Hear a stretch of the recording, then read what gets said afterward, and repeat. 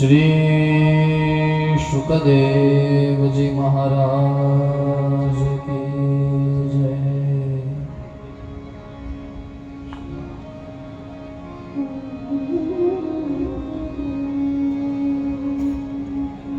कामास्तु वासुदेवांशो दग्धः प्राक् रुद्रमन्युना देहोपपत्तये भूय स्वमेव पत्यपध्यत। આટલા શબ્દોથી ઓર એકવાર ભગવાન સુખદેવજી રાજા મટી જે રાજર્ષિ બન્યો છે, 7 દિવસ પહેલા જે શાપિત થયો છે, એ પરીક્ષિતને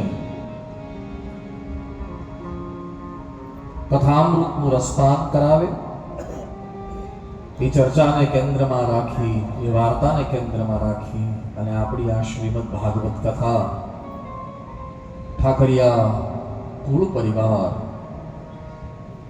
એના તમામ સ્વજનો, તમામ ઇષ્ટ મિત્રો, એ તમામ કુટુંબીજનો દ્વારા આયોજિત, સંકલ્પિત અને પુરુષાર્થિત આ શ્રીમદ ભાગવત કથાના આજના સપ્તમ દિવસે અને વિરામના દિવસે મારી વ્યાસપીઠ ઓર એક વાર આપ સૌનું સહર્ષ સ્વાગત કરી રહી છે।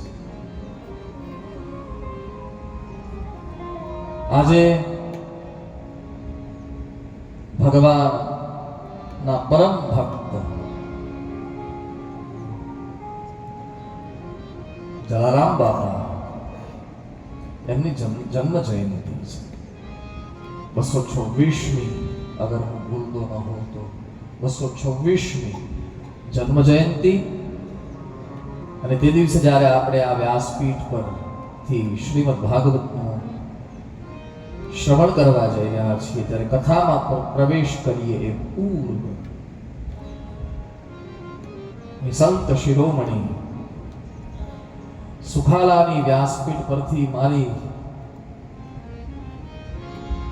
ચેતના સાથે, મારા અંતઃકરણ સાથે, તમારા બધા સાથે સુખાલાની વ્યાસપીઠથી હું વીરપુરની પીઠને પ્રણામ કરી રહ્યો છું। આ જગતમાં એકમાત્ર એવું મંદિર કે જે મંદિરે વર્ષો પહેલા જાહેરાત કરી કે અહીંયા પૈસા મૂકવા નહીં।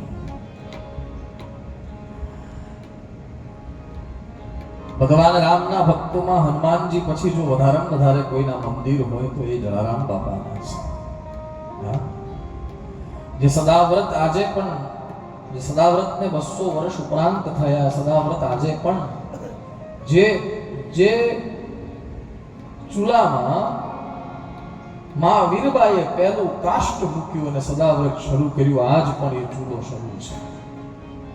200 વર્ષ ઉપરાંત થયા જે ઘટનાને, તો એવા જલારામ બાપા આપણા વિસ્તારોમાં પણ કેટલા મંદિરો જલારામ બાપા।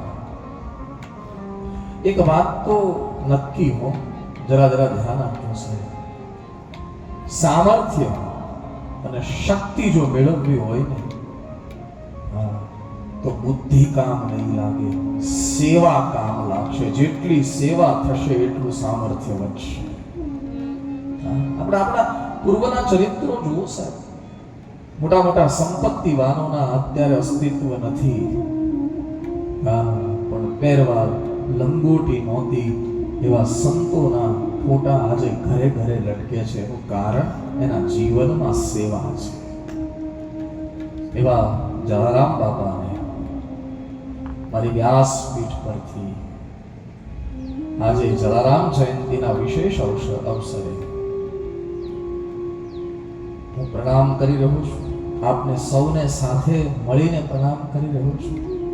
વીરપુરના એ રામ દરબારને પ્રણામ, વીરપુરની એ પરંપરાને પ્રણામ અને જલારામ બાપા એના ગુરુ ભોજલરામ બાપા, હું ગઈકાલે જ ચર્ચા કરતો હતો, ગઈકાલે જ હું ચર્ચા કરતો હતો ભોજલરામ બાપાની. તો એ જે ગુરુએ આપણને જલારામ બાપા જેવા સંત આપ્યા, એ ભોજલરામ બાપાની એ ચેતનાઓ, એને મારા પ્રણામ. અને આજની કથાનો એ જલારામ જયંતીનું સ્મરણ કરી અને આપણે